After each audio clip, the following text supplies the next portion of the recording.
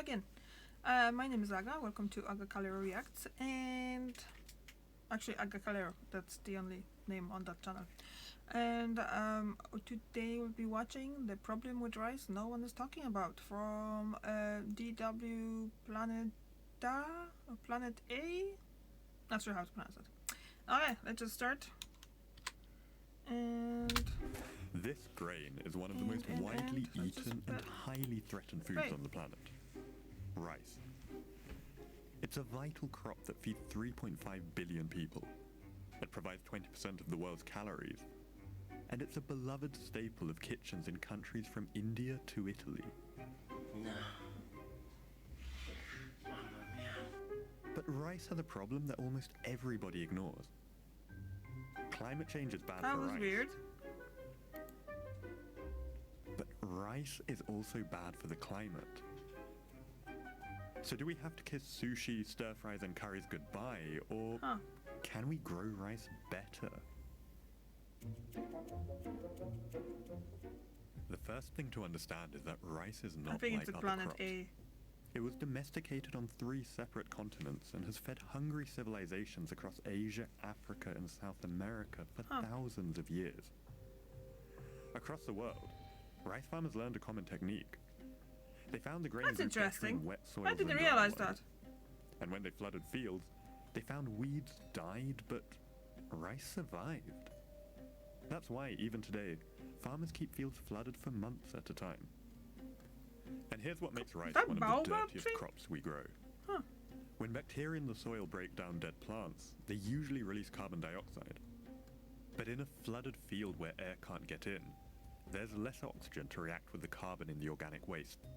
That encourages the growth of bacteria that make a gas called methane instead. Methane doesn't last as long in the air as CO2, but it heats the planet 80 times more over a 20-year period. What's more, the nitrogen in the fertilizer means paddies spew out nitrous oxide, which is 270 times more powerful than CO2. So, how bad is rice for the planet? If you look at emissions per kilogram, rice is not as bad as the same amount of eggs, cheese or meat, though it is worse than other carbs. But if you look at total emissions, it's a completely different story. We eat so much rice that it heats the planet more than basically everything else but the beef industry. So a bowl of rice itself isn't worse than a pork sausage or a block of cheese. But the sheer amount we eat means fixing rice could save a ton of pollution. The most obvious solution is to drain fields so bacteria don't make more methane. Across East Asia, farmers have drained their paddies in the middle of the growing season to save water. And as water has grown even scarcer, they're trying a method of alternatively wetting and drying the paddies. So the rice still has enough water at its roots, but you're just reducing the amount of water that's sitting around, and that reduces the amount of methane that's being produced in the fields. This is Marcy Baranski, a scientist cleaning up rice in Thailand. So in principle, it's a simple technology and doesn't require any special machinery. You literally put a perforated tube or even a soda can into the ground, which shows you the level of the water below the surface. And so you let the field drain naturally until it reaches that level, which is the bottom of the roots of the rice. And then that's when you flood the field again. This simple trick has halved methane emissions on some farms, and it saves water that's growing increasingly scarce. But if intermittent flooding is so great, why aren't farmers growing all rice this way?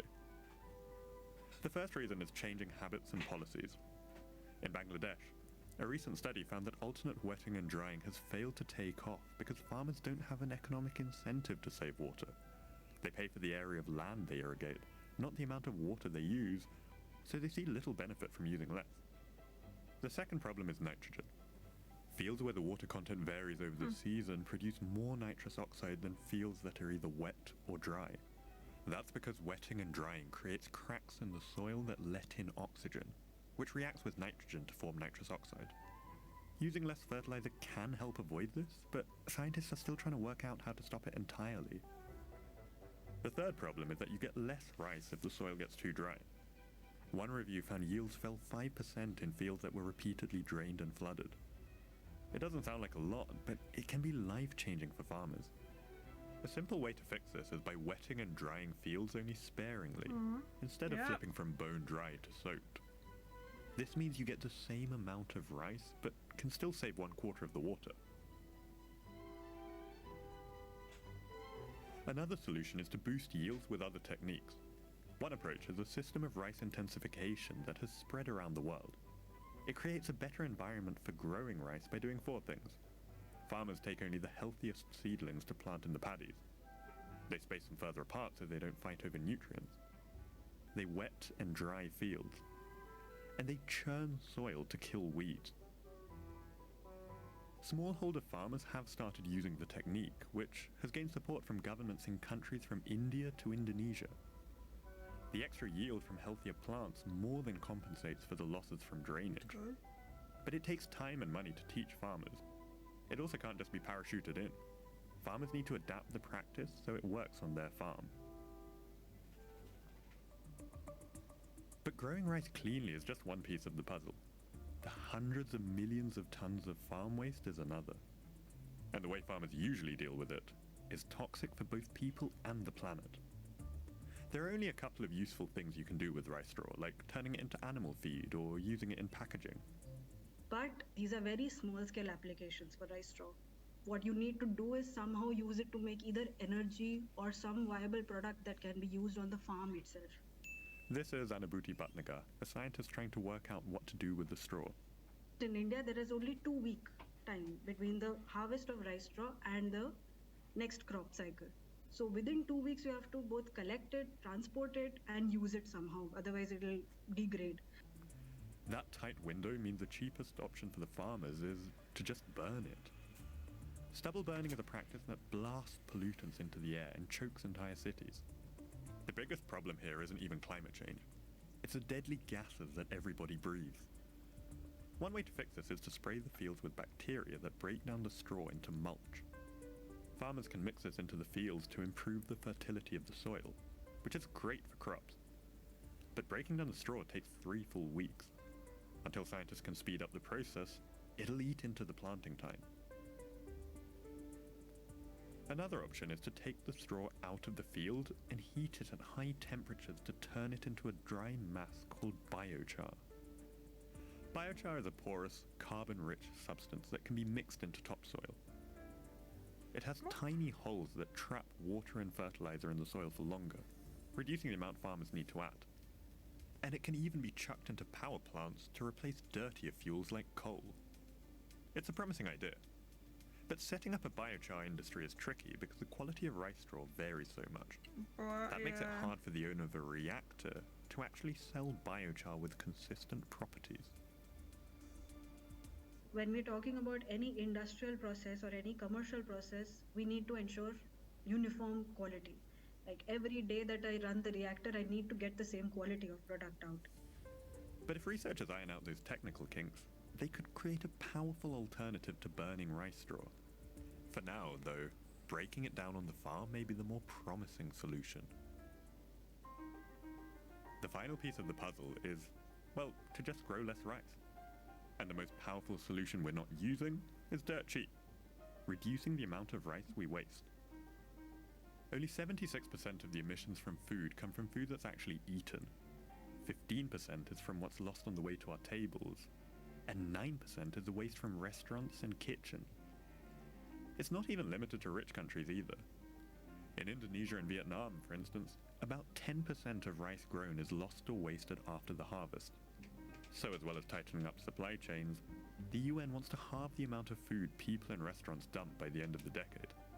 But changing people's behavior is tough, and few governments even seem to be trying.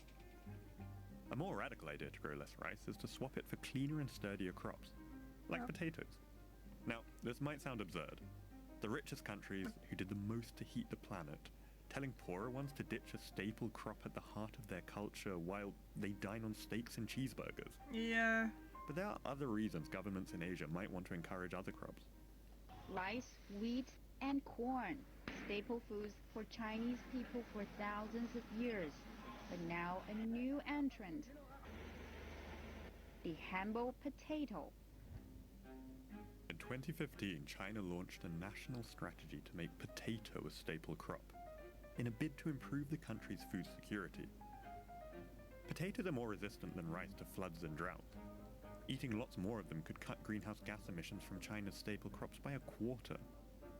But so far it hasn't really worked. Potato yields are only up a little and diets haven't shifted. Subsidies might help, but they do more for the planet if they were pumped into less radical changes, like meat alternatives.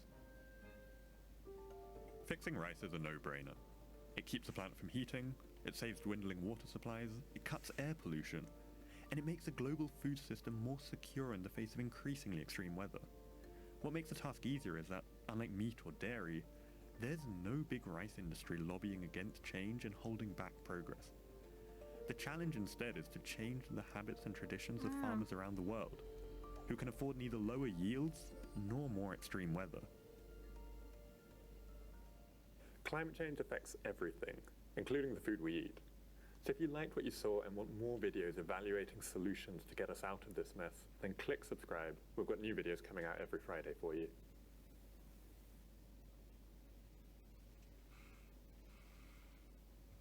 Okay, that was interesting. I